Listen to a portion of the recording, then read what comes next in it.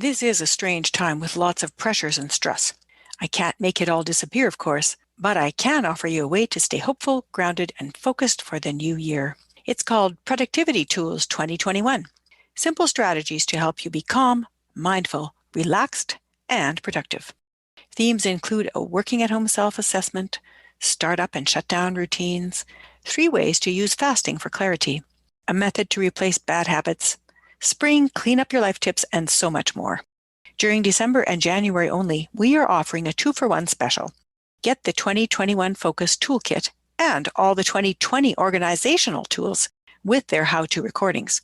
For only $19.99, you can have 2 toolkits for the price of 1.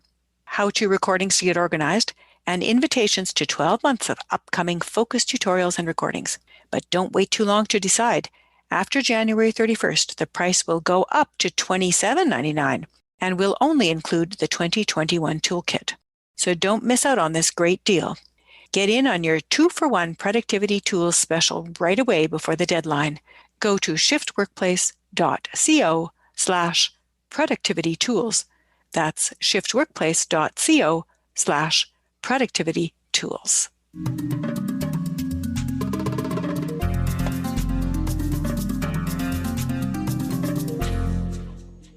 Hello, Culture and Leadership Connections podcast listeners. Today, I am very excited to bring to you an interview with Benedict Beaumont. Benedict is the founder of the Breathing Space School of Breathwork and is a breathwork facilitator, yoga teacher, and founder of the Breathing Space School. He runs transformational workshops and life-changing retreats in the south of England, France, and Canada. He also trains others who share his vision to do the same. And Benedict always likes to start out with a couple of breaths. So Benedict, before we get into anything else, would you like to start us out that way? I would be delighted to. And Marie, thank you so much for inviting me on and introducing me to everyone.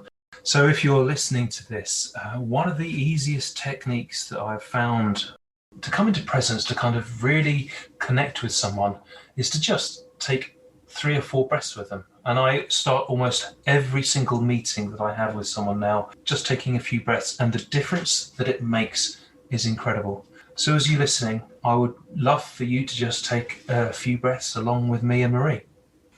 So let's start.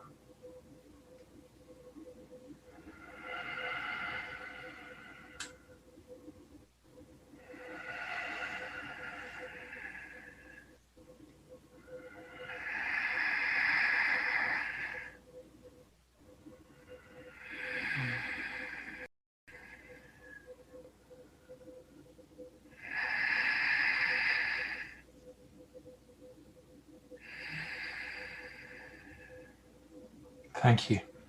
It's amazing how calming that is, isn't it? It makes such a difference. Mm-hmm. And especially breathing with someone else. It's the benefit of doing something in unity with another person or with a group. Well, this is one of the magical qualities of breathwork, is its ability to connect.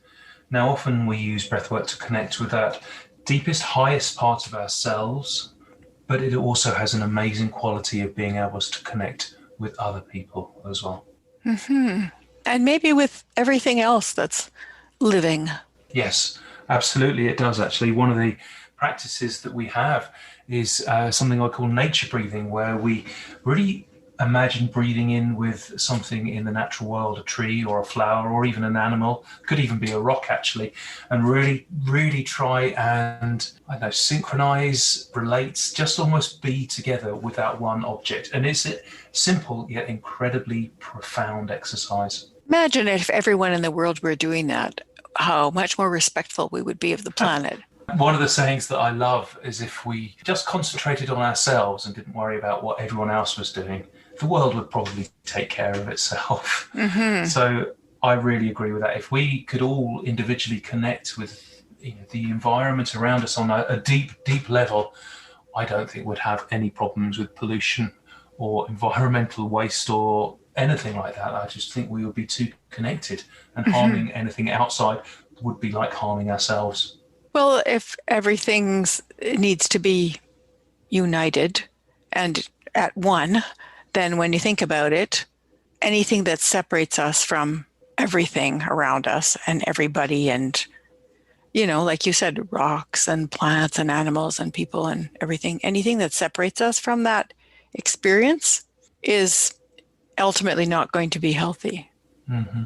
So I just wanted to ask the audience to tell you a little bit more about who you are. I mean, we know that you founded this breathwork school and that you do breathwork, which I'm going to ask you to talk about too. But I'm just wondering if you tell me a little bit about yourself. I mean, you grew up in England. Tell us something about Benedict. Well, from my accent, from my Hollywood villain accent, you can probably tell that I'm not Canadian. I've been here just over a year as a resident, but I've been coming to Alberta and Edmonton for 7 or 8 years because my wife is from this area. And you can't see me, but I'm just like a normal middle-aged bloke. I'm bald. I've got a bit of a beer belly. I love watching sport. So I'm a really kind of regular kind of guy. For most of my adult professional life, I was a high school teacher, a secondary school teacher, we call it in England, for about 10 to 15 years. Before that, I worked in IT in my 20s. But by the time I was sort of 38, 39, I was kind of burnt out for a second time and I've reached the end of the road as a teacher. I'm sure you will know a teacher or two somewhere who works themselves into exhaustion, just giving and giving and giving. And I was like that as well. So about 7 or 8 years ago, I kind of thought, all right, I'm done with that. I need to start living for myself a little bit more. So I quit my job. I flew off to Delhi, actually, in India, and I bought a motorbike and I got lost for several months just driving an old battered Enfield around the dusty high roads of India. I crossed the Himalayas. I went through the deserts of Rajasthan. I ended up anyway, I had lots of adventures. And that's where I met my wife, Jen. And I kind of made a decision at that point that I was going to live my life really fully. Before that, in my 30s, whilst I was a teacher, I was a practicing Buddhist. And I was pretty dedicated. I was getting up early in the morning to meditate. I was practicing yoga as well, and I've been doing that since my late 20s.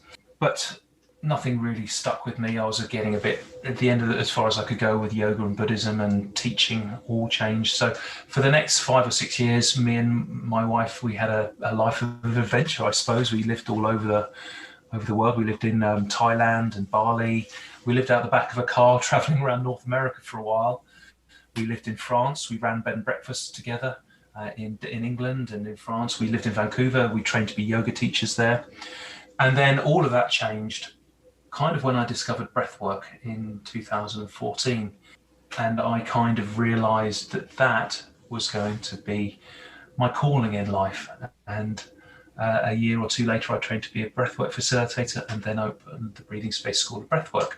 There we go. How's about that for potted history? That is great. And now you have a new baby who's just starting to smile and laugh. That's right. And is probably doing really great with breathing. She is actually. It's really funny watching a new life starting to breathe. As a breathwork facilitator, I'm fascinated by breathing. So I study it, I think about it. It's my hobby as well as my passion. And it's really interesting to watch our little daughter starting to breathe. And actually, it started before she was born, when she used to practice breathe.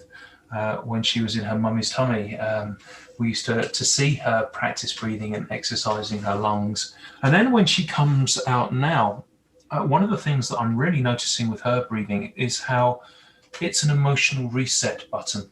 How she does not breathe, how she stops breathing in between her emotional changes, because kids can go from like completely calm to screaming banshees like within a second, and then they can calm completely down in a breath or two later.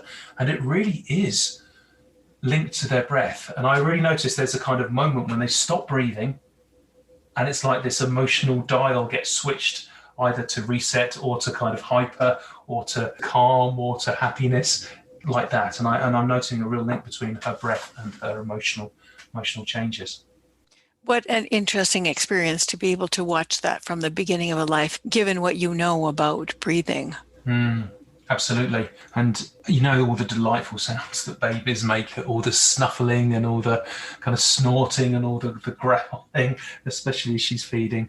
So noticing the difference when she mouth breathes and when she nose breathes. You know, from a technical breathwork point of view, it's fascinating for me. Very much so. Kind of like Piaget when he was watching his children grow up and taking notes on all of their developmental levels. Yeah.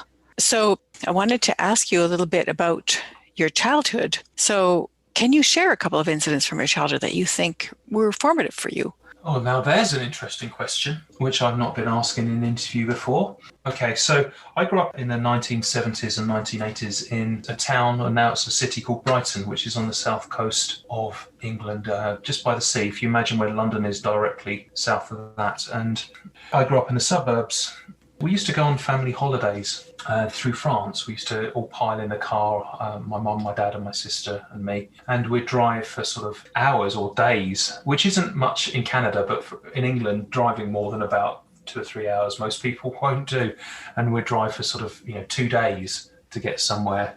And this was a long time, obviously, before iPads and phones. And the way that we got entertained was listening to story tapes as we were driving. And I have a very strong memory of a book called My Family and Other Animals, which is about a guy called Gerald Durrell growing up in Corfu in the 1930s. And he was obsessed with natural history, sort of the natural world around us. That what really grabbed me was the idea of traveling to a new country, starting again in a kind of beautiful Shangri-La, which Greece was in the 1930s. It was, very different from a grey and dreary England. And that excitement of kind of travelling off to somewhere new made a huge impression on me. And I have been pretty much on the road living out of a suitcase, I would say, probably since my early 20s. And coming to Canada, I felt like I was starting a real new chapter in this kind of exciting, new, magical wonderland of a country. Because although it's not hot like it is in Corfu in Greece, your winters here are just spectacular for someone coming from England. The blue skies and the stillness, and of course everything, how it kind of gets frozen into this magical wonderland. I think really comes back to those hours that I would spend, even when we weren't traveling in a car. Once we got to our campsite, I would still every single day sit in the car and listen to this story. Really comes back to that kind of magical time of adventure and inspiration when I was very young, that I think my parents really passed on to me, this kind of love of exploring a different culture and a different place. And the love of stories. And a love of stories as well, yes. That's really a lovely incident. Thank you for sharing that. What about when you were a little older, like say a teenager, anything from there that seems to be significant for you right now that you can recall? Well, I can tell you a story if you like. Sure. I'm thinking when I was 18, actually. Sure. Is that too late? No, go right ahead. I was at university and I could play guitar and I used to sing songs, and I met a guy and he was a year older than me, which when you're 18, a 19-year-old seems very worldly wise and, full of experience. And he was telling me how he, the summer before, he'd been hitching around Europe and busking around Italy. And he said, well, do you fancy coming busking with me? We'll hitch out there during our Easter holidays and see if we can come back with some money.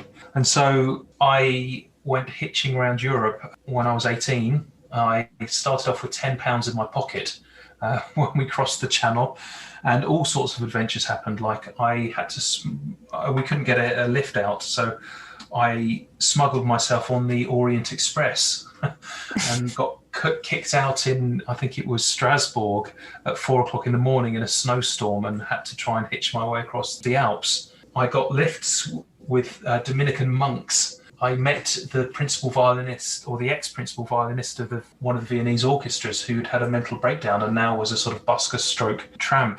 And again, that ability to just, I suppose, be excited. We slept in doorways occasionally. Sometimes we slept in a hostel, but sometimes we did just sleep in doorways. But that excitement of being out on the road and going out and busking every day and singing, I look back on that now with great fondness. And I came back about 2.5-3 weeks later with £200 in my pocket, which is about $350, which 30 years ago was quite a good amount for an 18-year-old. So it was an incredible 2 weeks then. And that would be after you finished paying for food and that sort Oh of yeah, thing. Hmm. yeah. You did quite well in your initial business experience. I did, yes. It wasn't about the money. It's never about the money. It's about the experience. But as a nice little gift on the side, then that was a lovely thing to have with me. It was, for sure. So from the groups you were born into, I mean, you're born into a family, you're born into a culture and a race and a time and a language. Perhaps you were also born into a religion. Sounds like you moved into Buddhism later and then out of it maybe again. From the groups you were born into, what would you say has influenced you? What can you recall has been formative from the group perspective? That's another great question. You have some really interesting questions, Marie, actually, which I'm really enjoying thinking about. So my mum was a Quaker, and I was raised as a Quaker, which is, and British Quakers, I think, are similar to Canadian Quakers, which are very different to American Quakerism, which I believe is still quite puritanical in its beliefs, whereas British Quakerism is the most liberal of religions until it is virtually not a religion. I know Quaker, not just Quaker atheists, but I know Quaker pagans, I know Quaker Buddhists, I know Quaker this, that, and the others, because what unites Quakerism is the way that they worship, which is really just to sit in silence with each other and to feel, and when someone feels inspired, feels the call of the light to spirit, they have various words around it which aren't particularly Christian, they'll stand up and minister. So it's a very egalitarian religion because there isn't a priesthood, there isn't a service, there aren't songs, but we gather together in silence and to recognize and acknowledge the kind of non-material aspect to our lives, which in some ways as a kid growing up was very boring. To have to sit in silence for 15 minutes or an hour on Sundays was deathly, but it really has given me huge understanding, respect around that. Quakers are also politically very active and one of the most liberal, reformist religions ever. They've been at the forefront of so many different social changes, from the abolition of slavery to the reform of the prison system to even things recently like abolishing landmines, LGBTQ sexual equality. They've been active in that area for much longer than any other religion. So I'd say as a group, as an influence on me, that was a great gift. It's maybe not afraid of religion and spirituality, actually, which many people who aren't exposed to that can be. So I'm very grateful for my upbringing as a Quaker. Yeah, it made you open, it gave you a foundation, and the foundation also of silence, and also the sense of waiting for something to happen in its own time, rather than forcing it through a particular schedule or agenda or order of things. If somebody is inspired to speak, they do, and if not, they don't. And the respect of the silence, I would think, has a pretty strong connection to the breathwork too. It does, and I'm sure you know this as a kind of facilitator or a workshop leader or a teacher. There's a moment when, if you're in a class or a circle or with a group of people that you're leading, and you ask a question, and then there's a moment, and it may be just be a moment, or it may be a long time before someone puts their hands up or someone speaks or someone shares something. And for many people, that moment is the most terrifying, awkward moment. Is someone going to speak? Is it just going to be silence? And it can feel, when you first start doing it, it can feel terrible. But it also, you learn to love that moment of kind of almost pregnancy, of like becoming, of what is going to emerge from that. And I really love that slight, and it is terrifying sometimes that, is everything you're saying just going above people's heads? Do they understand you? But yet there's just this magic of you don't know quite what's going to come out of it. So I think my background in stillness and waiting really helped me enjoy those moments. And not that many people understand how important it is to wait in silence after asking a question. You may need to give an example, but then you have to wait before that, wait after it. And that silence is necessary for people to formulate their thoughts and for things to emerge. Like you said, it's a kind of pregnancy. in coaching people, sometimes when they're negotiating their salaries in an interview, I've had this experience where I say to people that, you ask a question or you make a statement and then you wait. And if you break the silence, the negotiation will not go well. You have to wait for the other person to speak in their own time. Yeah, it's interesting. So those were great examples, Benedict. I really like them. And does your name, I just wanted to ask away because it's a lovely name too. So Benedict, like blessed, right? Yeah. Did your parents have some special reason for choosing that name? Well, have you heard of the phrase nominative determinism? I have, but I can't recall a definition. It means your name defines who you are and what you do. Okay. So Benedict means blessed and Beaumont means beautiful mountain, which, the mountain as a logo and as a concept features on a lot of my graphics, I suppose. In fact, you may even see it as my Zoom graphic right now. And I have a huge love for the mountains. So I suppose my spiritual home, where I spent many years actually, is in the French Alps in a town called Val d'Isère, which is at 2,000 meters. It's a very high town. Now, I would love to say that my parents called me Benedict from some higher reason, but they called me Benedict because they didn't want me to be called Benjamin, which would be shortened to Benji. So they called me Benedict, which makes me sound way more poncy and way more high class than I actually am. Really, I'm a bit of a gutter snipe, but I think my parents had ideas above their station, because Benedict James Beaumont does in fact sound like I'm someone, with a great pedigree or a lineage or something, rather than just someone from the suburbs of a backwater town in England. Well, you do have a pedigree. Everybody does. It's their own lineage. So that was very interesting what you said about the groups that you were born into, from groups that you chose to belong to, because you have experienced quite a bit traveling around the world. What aspects of those cultures would you say you have adopted? From different cultures that I've been to and visited around the world. It could also be the culture of, for example, being the yoga family, or the culture of the breathwork community. Those are also cultures. Any group where people establish some common understandings. Well, really, this is almost at the heart of what I do now, actually, Marie, because I'm a breathwork facilitator. I teach people about breathwork, but breathwork is only a tool. And there are many different tools that people can have in their locker or in their quiver. There are many different things that we can do to pull out, to try and get to where we're really trying to get to. And this is something actually I think is probably even, where we're trying to get to with breathwork. And that is that sense of community, that sense of real belonging and real connection with people.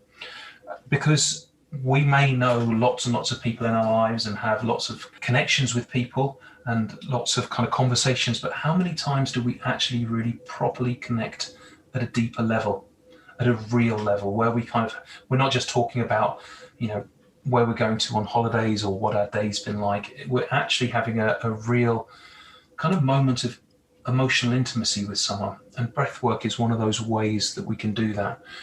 And through the many groups that I've experienced in my life, some of them touch on that in different ways. The breathwork community is very supportive and very open. So that's a great question. Things that I've learned from different communities that I've been in. Well, I'll tell you, when I lived for a long time in France, and one thing that I learned from the French was their love of good cuisine, to take this in a slightly different direction. And I am a massive foodie now. I am addicted to the Food Network on TV. That's my go-to if I need to just chill out and just kind of do something a little bit mindless. I would say, if we're talking about a geographical place and a culture, it is the importance of good, tasty nutrition, and how there is no substitute for that. I spent quite a lot of time in Nepal, traveling through the mountains there, and I think I really learnt a love of hiking in the mountains, walking on treks through there, and since then I walked all over the Alps as well. So I've learned a real deep appreciation and awe, I think, for the natural environment around me from the Nepalese, I think. Yeah. something. So learning to be aware of nature at various different levels, depending on where you are. A reverence, I suppose, A is the reverence. word for it. Yeah, reverence. Awe. Yeah, Yeah. that sense of reverence is one thing that you maybe had that already, though. I just had a flashback to trailing along through the Sagamata National Park and just feeling closer to God than I've ever felt before. It's probably just that you expanded on it as you got older. Mm. And I can certainly identify with the love of good food. My husband pointed out an article to me the other day about the French teaching children about the pleasures of life, to appreciate the pleasure of savoring the food as you eat it, to appreciate the pleasure of the feeling of clothing as you put it on. The education of the senses, that is something that the French do with their children, so that they can taste these 5 different cheeses and describe the flavor and which one pleases you most. I was thinking that is lovely. I wish I would have known about that when my children were younger. But part of that sort of idea that life is to be savored, that you get Mm. from the French, don't you think? I absolutely do. I'm a bit of a cheesehead actually, and I really miss, the variety and the accessibility of cheeses that you can get in France and Europe here, just everywhere. You can get very good cheeses here in Canada, but they're just not quite so accessible as they are in Europe. That's true. My go-to place is the Italian store. They have the most variety of cheeses from around the world. So, how would you say your temperament affects the way you see the world? Everybody's born with some things that are kind of who they are. You see it from Mm. the time they're babies, and when people remember them later on, oh yeah, he did that when he was 4, and then when he was 18, we saw it again. So what would you say is your temperament? Well, all of those can be learned. It's not just what we're born with, it's what we learn from our parents and those who are close to us. But that's It's, my second question, so you can't answer that yet. oh, I see. So the temperament that I was born with, I think one of the things that I was born with, this is something that my wife points out, is that I gain energy from being around people, and I love to be in community with people. And I need a little bit of space to myself, not a huge amount. I need a kind of like a separate bedroom or something. But actually, I would really thrive in a traditional village community or a shared accommodation, almost like you might find in an African village or even in a monastery, or a kind of commune, something like that. I really thrive in those situations, and I've in my life I've lived in various communities like that throughout my life. So that's one thing I think it was a temperamental thing that, again, my kind of love to be in communication, in connection and community with people, is something that I have always had. Hmm. And then the personality part would be what you've grown into because of your education, your experiences, how you embraced or didn't embrace obstacles as they came up. So all of those things would have to do with how you developed your personality Mm. afterwards. And that also would be part of the social context, which we've discussed a bit already. Anything that stands out for you in that? Yes, I'll just talk a little bit here about stepping into my sovereignty and stepping away from being someone who was afraid to go out and start a business, to go out and to move to a different country, someone who was afraid to take risks with their life.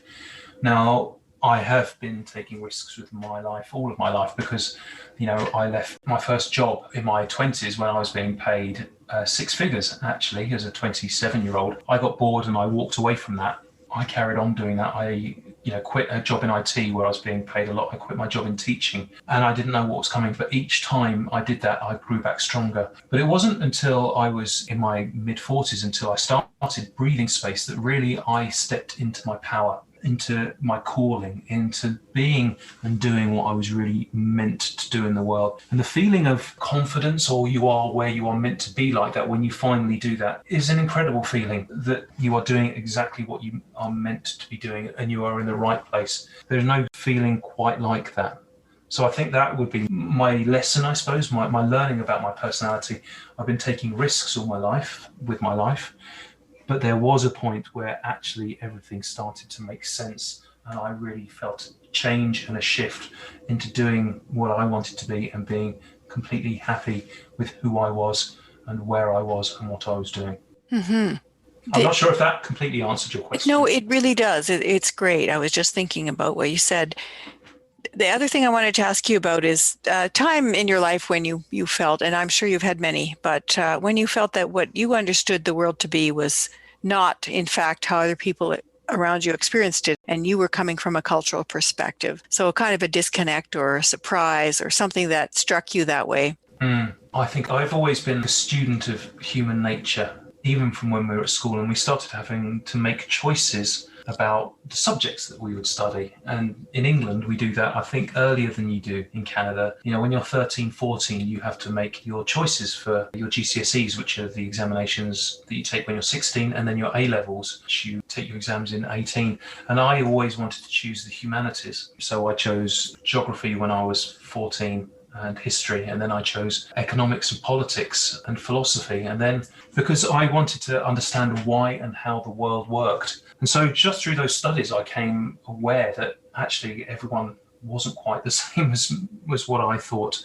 When I got to university, I studied something called anthropology, and I'm not sure if you have come across that. It's not quite so popular these days, but anthros is Greek for man and pology is science, so it's really the science of man. But it is a study of how we are created and how we create culture and society. And so I really studied a lot about how we are creatures of our own upbringing and our own cultural understanding, and just what we understand to be right doesn't mean that everyone else will understand to be right.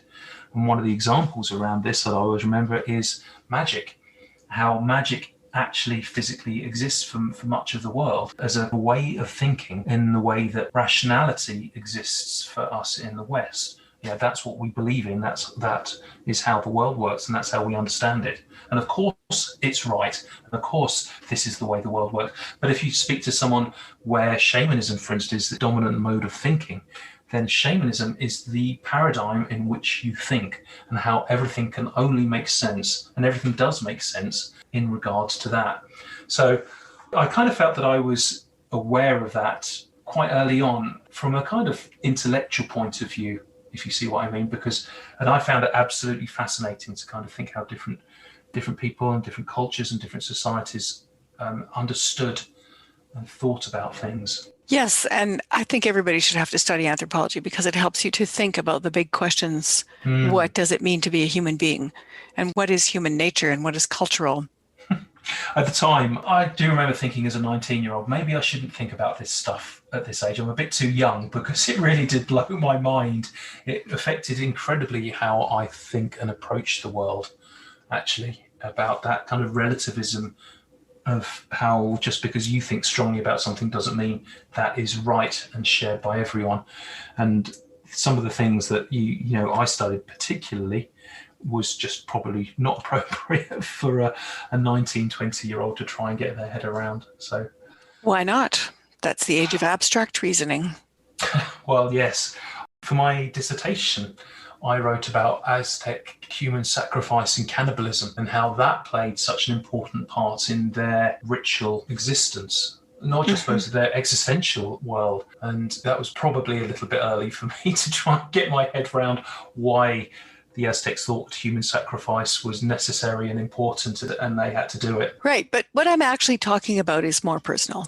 Anthropology is always looking at something from the outside and then eventually making some kind of a judgment about it. Even if you suspend the judgment for a while, you end up judging at some point. Definitely. But when you run into something that just sort of shakes you, and even just in a daily life, for example, when I met my husband's family, in my family, people would speak and talk and vie for each other, and it was very lively at the meal table. And every once in a while, my dad would say, I can't even get a word edgewise in my own family. And then everyone would go, okay, Dad, what would you like to say? But it was very lively. And in my husband's family, nobody spoke. The only people who spoke were the mother and the father. And if others wanted to speak, they had to go through a kind of process of, waiting to be approved to speak. And the whole thing was just so foreign to me. And I thought, how could this happen that I met somebody who doesn't even live that far away from me? And it's so different. And it gave me kind of a flashback to when I was 5 and I was invited to the birthday party of a child who was in my class. The family was Italian and they owned a pasta factory.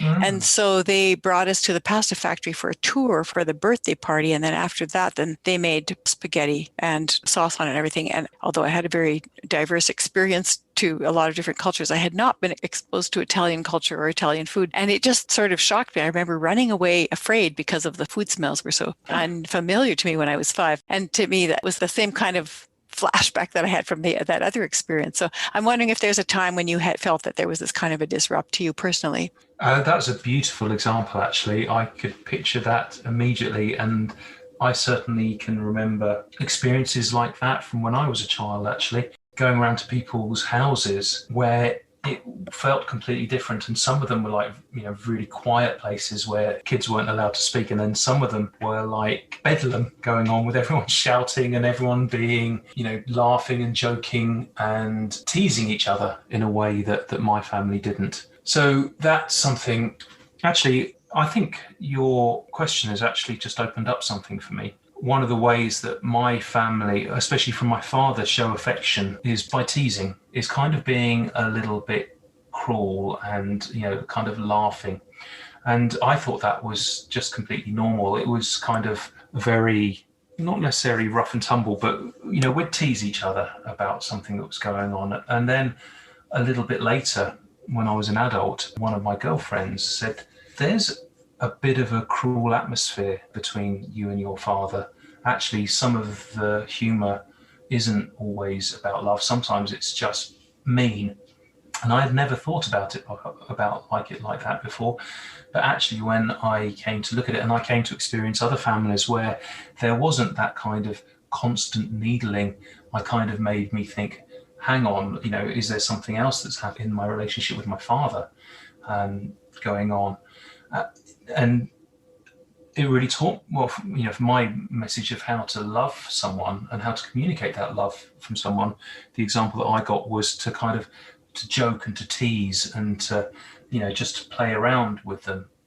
But actually, I kind of learned a little bit later on through other families that it doesn't have to be like that. And sometimes not everyone will experience a kind of joking camaraderie in that same way. For some people, that can be very hurtful. So that's a great example. Yeah, and I really feel that actually. At the time when I was young and when I was a young adult, that's how I showed my affection to people. I, teased them, be a little bit jokey and maybe even a little bit mean with them. It's also a very male way of relating.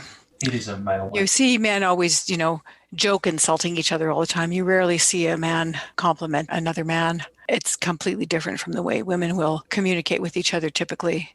But yeah, that's interesting insights. So just a couple more questions here. We're getting close to the end of the interview, and I wanted to ask you, when people hire you, what's the best way for them to be able to work with you that brings out the best in Benedict Beaumont? I suppose honesty and a willingness to change, a willingness to be vulnerable. The kind of work that I do, which is taking people to some really transformative spaces where people can do quite phenomenal healing or letting go of trauma or habits or energy blockages or things that are holding them back, can really only happen if people are willing to be honest, being willing to be open and willing to be vulnerable, which isn't an easy thing for many, many people to do. We live in a world where we have to put on a face, where we have to be strong, where we're rewarded for keeping on trying and making an effort. Whereas in what I do, for real growth, there has to be an element of risk, which means making yourself vulnerable and being honest with that. Mm-hmm. Anything else you'd like to say? Well, I need to say thank you for the opportunity to come in and talk. And you've asked me some really interesting questions that have really sparked some strong memories in me. So thank you for that. You've got great skill as an interviewer. Thank you. That's kind of you to say. That's a pleasure. I'm kind of also trying to think of some wise words to say before I leave. The wise words might come to you as you do a little promo. What would you like to promote? Here's your spotlight. Okay, well, I'm a breathwork facilitator and I facilitate breathwork, which isn't just exercises to strengthen your respiratory system or to give you physical well-being. When you really use breathwork, it can take people to one of the most deepest transformational spaces that you can go to. Sometimes I describe it as therapy for those people who don't like talking about their problems, or I talk it about, sometimes say it's like meditation for people who can't meditate, or even plant medicine for those who don't do drugs. So it is a really powerful, easy, accessible way for huge transformational change to happen in your life. It's easy and it's essentially free once you learn how to do it. So you have some courses, you have some free sessions, you have some trainings. Where can people go to find these things? You can come to my website, which is makesomebreathingspace.com. And I've got plenty of courses on there, some free courses, some paid courses. I run a weekly workshop every Thursday afternoon in Albertan time. But if it's not with me, then find someone else to breathe with. I'm not precious about people coming to me. I would just like to promote breathing with people. And as I said a bit earlier, breathing is a tool that we use really to connect. So I think what I would like to end with is I would love, Marie, for people to connect more. Connect to each other on a deeper, more intimate, more emotionally satisfying level. And I would like them to connect more with themselves, with that deepest, highest, truest, wisest, kindest, most loving version of themselves that exists in everyone. And breathwork is a tool that we can use to do that. But there are many other tools as well. So that is my wish for everyone, to feel more, to be more, and to be more fully alive and present in the world. Now that was beautiful. I knew it would come when you had to start thinking about something different. Yeah, sometimes you ask people if they have some final words and they can't think of anything, but as soon as you switch the topic, they suddenly remember. That's why you're a great interviewer. Well, thank you. It's been really a pleasure to listen to your story and to learn from you and from your wisdom. And I feel that this connecting work that you're doing is so necessary for the healing of the planet and the human race. And I applaud you for that work. Thank you, Marie, for the opportunity.